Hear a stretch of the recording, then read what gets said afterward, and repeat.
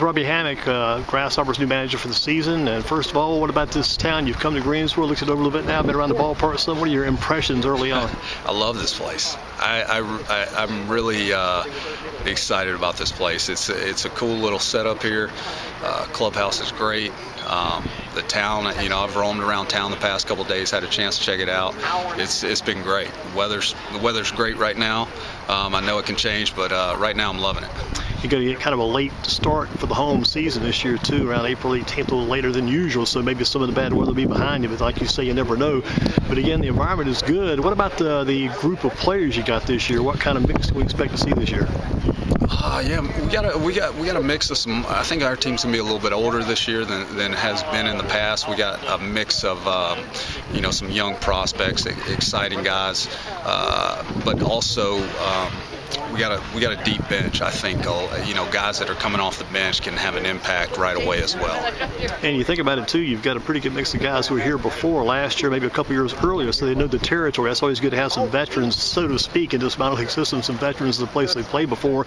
They don't want to be here too long, but it's good to have some experience here, I'm sure. Yeah, there's a lot of experience, a lot of familiarity. And those guys are going to have to hold my hand through it at times, but that always helps. It definitely always helps. The familiarity with the veterans is it's a good recipe. What have the past few weeks been like leading up to getting here now? What have you guys been up to the past few weeks?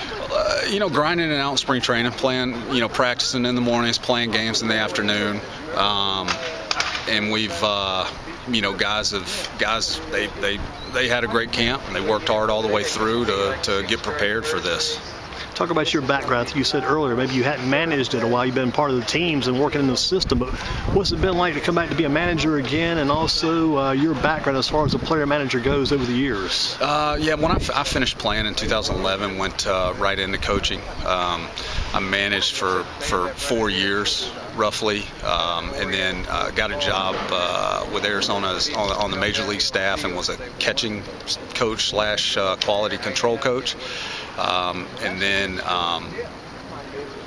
went to the Padres last year in AAA as a bench coach, and then got back into managing again this year. Well, that Padres system was pretty hot last year, huh?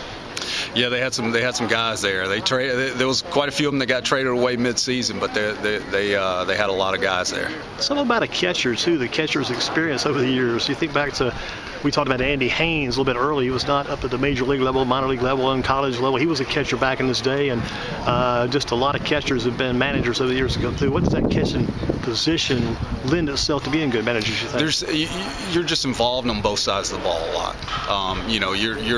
Your whole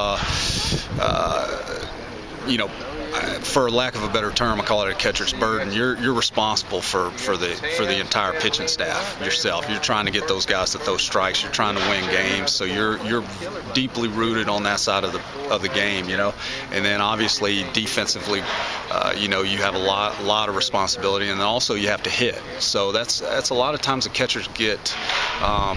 They have a lot of involvement with all parts of the game, and so I think that's what ultimately happens while they end up managing a lot of times.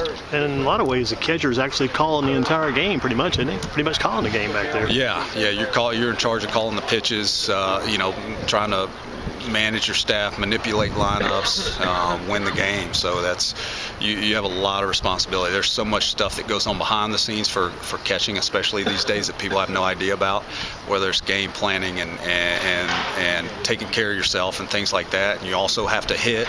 So there's a lot of stuff that goes on with the catcher. And in your memory, how many times you stepped out in front of the plate and set the defense up? You've done that a few times too, probably, right? Yeah, you go out there and you're calling plays and calling first and third plays, bunt plays and stuff like that.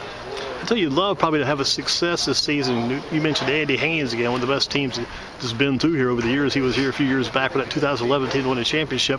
What would it take for this team to be a championship contender? It's very, very, very early now, but as time goes on, you want to have a solid season. What's it take to make a championship club pull together? We stay healthy and consistent. We have a good chance. Well, listen, appreciate your time today. Good luck with all you're going to be doing. I know you'll be busy. Keep up the good work. We'll see you in a few weeks at home. All right, appreciate it.